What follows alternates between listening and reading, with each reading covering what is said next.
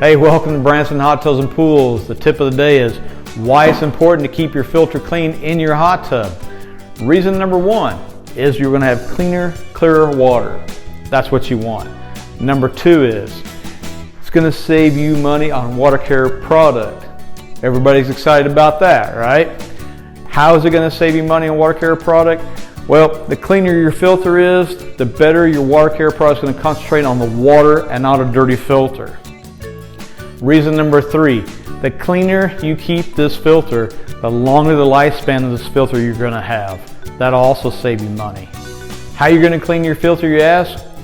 You'll take it out, hose it really good. Clean it as best you can with the garden hose and a nozzle. If you still have a little debris stuck on there that you can't get off with just the garden hose and nozzle, then you can go ahead and use Clean It. Spray it directly on the filter. Let your filter sit for 20 minutes. If you'll let this sit for 20 minutes, go back out, hose it out. Once you've done this and you've hosed it really good, go ahead and reinsert it. There's your tip of the day. Have a great day.